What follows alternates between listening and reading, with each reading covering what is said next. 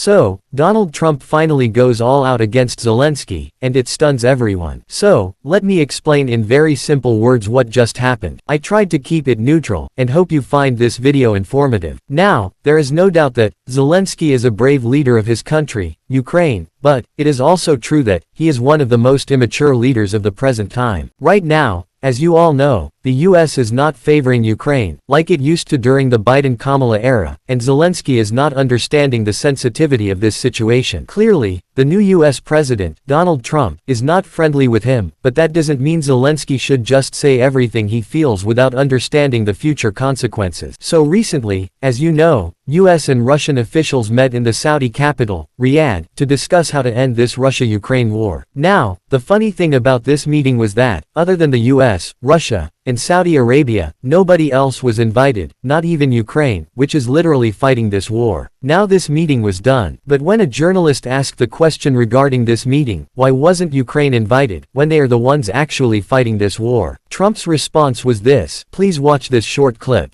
And I think it's going very well. But today I heard, oh, well, we weren't invited. Well, you've been there for 3 years. You should have ended it 3 years. You should have never started it. You could have made a deal. I could have made a deal for Ukraine. Now, this statement angered everyone. I mean, Trump is saying Ukraine has 3 years, but Putin just found out about this war yesterday. But in reality, it was Russia that first invaded Crimea and then launched a special military operation on Ukraine. Putin was the first to take aggressive steps. Now, Trump's statement that Ukraine started this war also caught Zelensky's attention, so he responded with the statement that the US president is living in a space of disinformation, and he hopes Trump and his team gain a clearer understanding of what he called the truth about Ukraine. Now, I know it's hard to ignore, but in the current situation, if Zelensky could just ignore commenting on Donald Trump and even the US, he could balance the situation better. But he chose to be bold, which doesn't make much sense considering the circumstances. Zelensky's statement really poked Trump in the heart, and out of frustration, he posted this on his various social media handles. Here you can see Trump's language. A modestly successful comedian spends USA $350 billion to go into a war that couldn't be won. Then he further criticizes Joe Biden and Europe. He also wrote, Zelensky is a dictator, who is not conducting elections in Ukraine. I mean, he wrote something truly insane. Maybe this is all true, but the language, and the way the statements were written, were really not well-mannered, coming from someone who is holding such a prestigious post like the President of the USA. Obviously, this post is so explosive, that it's bound to catch several people's attention, and people are divided regarding this. For example, Trump's chosen former vice president, Mike Pence, denounces Trump's claim that Ukraine started the war. French President Emmanuel Macron also defends Zelensky as Ukraine's legitimate leader. UK leaders support Zelensky. Germany supports Zelensky. The whole of Europe comes like a shield to defend Zelensky. But there are others, like Elon Musk, new FBI Director Kash Patel, Marco Rubio, Slovakian leader, and many more, who are in support of Trump. Now, it's up to you guys to think whether Zelensky is a dictator or not. But one thing Zelensky did dirty is that he banned Truth Social in Ukraine, which is not a good decision considering the present conditions. Also, money is a huge issue in this war, and Donald Trump is really mad about it. According to Trump, Ukraine has taken US $350 billion. Here's a short clip of him.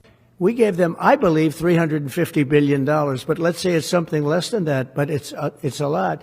Now, Zelensky is saying he doesn't know about the money, and this much amount was actually never received by Ukraine. He also refused to sign the rare earth deal with the US, and this act further frustrated Trump. Here you see a Daily Mail article. US tells Zelensky to tone down the criticism and sign that deal, and refuses to sign UN resolution supporting Ukraine's territorial integrity and condemning Russian aggression. Even here, you can see that the US rejected the use of the word Russia as aggressor in the G7 statement on the invasion. So clearly, there's more heat yet to come from the US towards Zelensky. Elon Musk is also raising the issue that Zelensky killed an American journalist. He is talking about journalist Gonzalo Lira. J.D. Vance also warns Zelensky that he will regret badmouthing Trump and condemns his atrocious restraint response to peace talk. So, clearly, all these things are mixing with each other and becoming a mess. But one person who is ultimately the happiest in the room is Russian President Vladimir Putin. He may be doing salsa in the Kremlin with all the recent developments and how the USA itself seems to be coming to hug him. Even in one clip, Putin announces that Russia and the United States have officially agreed to restore diplomatic relations. Please take a look. Договорились возобновить в нормальном режиме работу дипломатических ведомств. Постоянное выдворение дипломатов из Вашингтона и из Москвы ни к чему хорошему не приводит. У нас, если так дело дальше пойдет, в этих зданиях будут работать только одни уборщицы, чей труд тоже, безусловно, надо ценить, но это не то, ради чего создаются дипломатические представительства.